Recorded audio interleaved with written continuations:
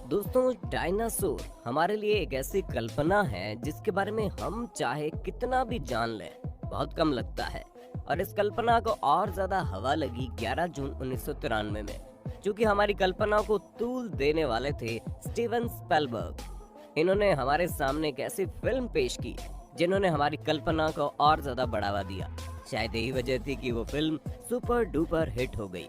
जी हाँ दोस्तों, आपने बिल्कुल सही समझा, फिल्म थी जुरासिक पार्क। डायनासोर को अपनी आंखों के सामने देख पाना एक ऐसा नजारा था शायद जिससे मन ही मन सब लोग देखना चाहते थे।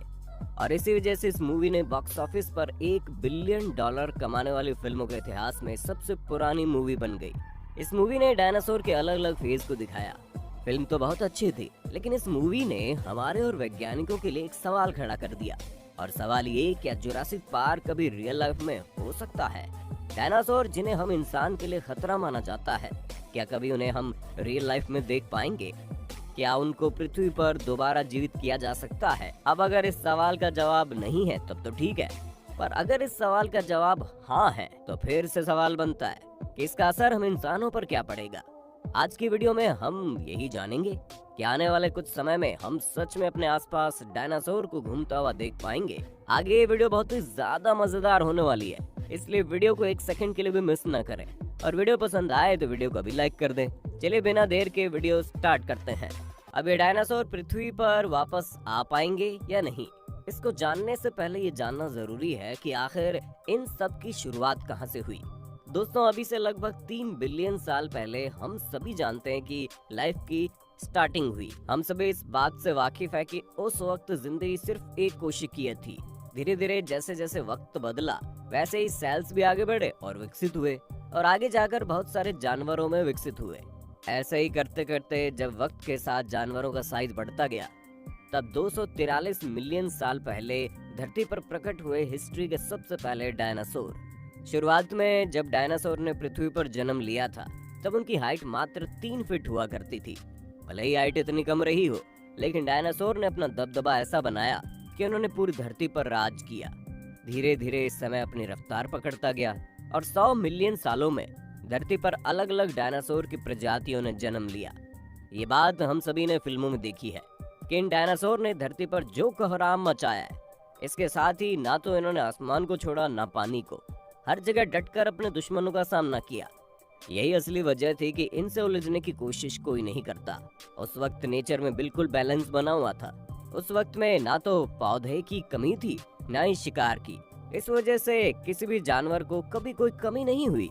आपने सुना होगा, तूफान आने से पहले हमेशा शांति होती है, और शायद यही शांति उस वक्त भी चल रही थी।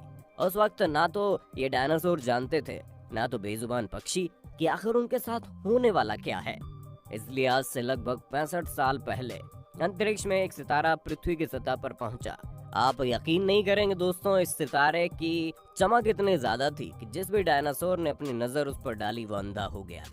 अब तक भी ये जानवर कुछ समझ नहीं पाए, पर तबाही तब मची दोस्तों जब ये सितारा धरती की सतह से टकराया, जिसके बाद धरती पर हर जगह सिर्फ और सिर्फ तबाही का मंजर था। इस टकराव की वजह से पृथ्वी का तापमान इतना ज्यादा बढ़ गया कि जो इसके चपेट में आया वो जलकर राख हो गया। बाकी के बचे डायनासोर रेडिएशन से मारे गए और कुछ तबाही से। ये तबाही का सिलसिला 1 दिन या 2 दिन नहीं चला, बल्कि महीनों चला। जिसके बाद दोस्तों हुआ ये कि सूरज की किरणें पृथ्वी तक पहुंच नहीं पाई, जिसके बाद पृथ्वी का टेम्परेचर गिर गया और पृथ्वी पर शीत लहर चलने लगी। इतना सब होने के बाद भी जितने भी वेजिटेशन और लिविंग ऑर्गेनिज्म थे वो सब खत्म हो गए। पर दोस्तों, हर कहानी के बाद दूसरी कहानी भी शुरू होती है, क्योंकि डायनासोर के खत्म होने के बाद जन्म हुआ मैमल्स का, जिन्होंने पृथ्वी की सतह पर चलना शुरू किया। ऐसे ही करके टाइम बीतता गया और ये जीव विकसित होते गए। सेल डिफरेंशिएशन की वजह से 60 मिलियन साल पहले बंदरों में बटे और उसके कुछ मिलियन साल बाद इंसानों में। बाकी आगे की कहानी से लगभग हम सभी वाकिफ है, जिसमें हम इंसानों ने बहुत कुछ सीखा, कई बार गलती की, उसको सुधारा और फिर आगे बढ़ गए। हमने अपने दिमाग का यूज किया, लड़ाई की, त्योहार मनाए, इन्वेंशन किए और तो और बहुत हलचल भी मचाई। और इन्हीं सब वजह से आज हम वो हैं जो हम जीते हैं। एक बार जरा ये सोचिए और नजर डालिए कि हमारा जन्म, हमारी उत्पत्ति कैसे हुई थी और आज हम कहाँ हैं। आज ये सब शायद हमें पल भर की कहानी लगती है, पर इसमें कितना वक्त बीत गया शायद उन्हें उंगलियों पर गिनना नामुमकिन है। अब धीरे धीरे जब हम मनुष्य हर फील्ड में अपना दिमाग लगाकर आगे बढ़ रहे थे, तभी उसी वक्त साल 1822 में मैरी एन मेंटल ने कुछ ऐसा खोज निकाला जिसने हमें सोचने पर मजबूर कर दिया। और वो कुछ और नहीं बल्कि डायनासोर का पहला कंकाल था। इसके बाद जब खोजबीन और ज्यादा तेज हुई तो और कई जगहों से ऐसे कंकाल मिलने लगे। इन्हीं सब के बीच 1941 में रिचर्ड ओवन भी थे, जिन्होंने इस डायनासोर के शब्द को हमारे सामने पेश किया। अपने ढांचों की वजह से ये डायनासोर हमारे लिए बहुत बड़ी कल्पना के सोर्स रहे। और नई नई खोज के बाद तो इसका क्रेज आज बच्चों से लेकर बड़ों तक में है। वैसे तो 1941 में इसके बारे में सब कोई जान चुका था, पर 1993 में जब जुरासिक पार्क मूवी के बाद शायद ऐसा कोई होगा जिसके बारे में जानता नहीं होगा। और यही वो मूवी थी जिसने हमारे दिमाग में सवाल छेड़ा कि मूवी की तरह रियल लाइफ में साइंटिस्ट कभी किसी डायनासोर को जिंदा कर पाएंगे।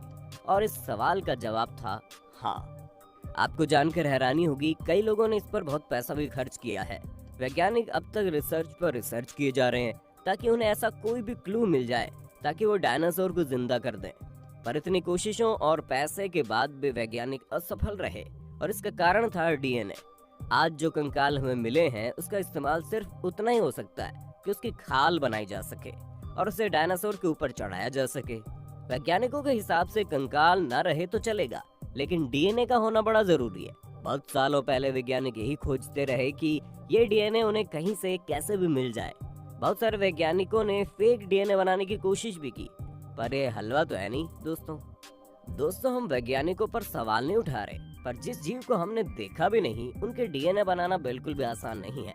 ऐसे रिसर्च करते करते एक वक्त ऐसा आया जब लगा शायद ये मुमकिन नहीं है, पर तभी एक रोशनी दिखाई दी। 22 दिसंबर 2021 के दिन इतिहासकारों ने ये ऐलान किया कि उन्हें चीन के खुंजाओ प्रांत के पास डायनासोर का एम्ब्रियो मिला है। ये एम्ब्रियो ऐसा था जो लगभग 6.6 करोड़ साल पुराना होते हुए भी बहुत ज्यादा सुरक्षित है। साइंटिस्ट के हिसाब से किसी डायनासोर का बच्चा है जो उस वक्त निकलने की तैयारी में था। तभी प्राकृतिक आपदाएं आ गई होंगी जिस वजह से बच्चा कभी अंडे से बाहर नहीं निकल पाया, और यही वजह है कि ये बहुत ही ज्यादा सुरक्षित है। अब जैसे एम्ब्रियो वैज्ञानिकों के हाथ लगा वो इसकी जांच पड़ताल में जुट गए। अब एम्ब्रियो जो सुरक्षित है ये बात कंफर्म करता है कि इसके अंदर डीएनए तो हो गई। अब अगर इससे डीएनए मिल गया तब हमारा ये ह्यूमन वर्ल्ड पूरी तरह से बदल जाएगा, क्योंकि तभी हम अपने आसपास जिंदा डायनासोर को घूमता हुआ देखेंगे। जरा सोचिए, ऐसा सिर्फ सोचने से ही हम कितना ज्यादा खुश हो रहे हैं। पर जरा ये सोचिए, गलती से अगर ये बात सच हो गई तो हम इंसानों का क्या होगा। अब दोस्तों हम इस बात को तो अच्छे से जानते हैं कि हर सिक्के के दो पहलू होते हैं, इसलिए इसके अच्छे और बुरे दोनों प्रभाव हैं। अब अगर इन डायनासोर ने हमारे साथ मिलजुल कर रहने का निर्णय लिया तो फिर विकास के साथ साथ हम बहुत सारी चीजों में तरक्की कर लेंगे। पर अगर इन डायनासोर ने आते ही हमसे पंगा ले लिया तो अब तक हमारे पास ऐसा कोई हथियार मौजूद नहीं है जिससे एक बार में खत्म हो जाए। आप इस बात से अंदाजा नहीं लगा सकते कि डायनासोर अकेले ही पूरी दुनिया को खत्म कर सकते हैं। अब ये मूवी तो है नहीं जहाँ हैप्पी एंडिंग हो जाएगी। खैर ये खेल की तरह है जिसमें अगर हम जीते तो फायदे की कमी नहीं है, पर अगर हार गए तो जान से हाथ धोने के अलावा कोई और ऑप्शन ही नहीं है। तो दोस्तों आपको क्या लगता है, डायनासोर को जिंदा करना हमारे लिए कहाँ तक सही है? अपनी राय कमेंट बॉक्स में देना। खैर उम्मीद करते हैं आज की वीडियो बहुत पसंद आई होगी आपको। अगर आप आज के वीडियो को एंजॉय किया है ना तो वीडियो को लाइक और दोस्तों में शेयर तो कर दो यार।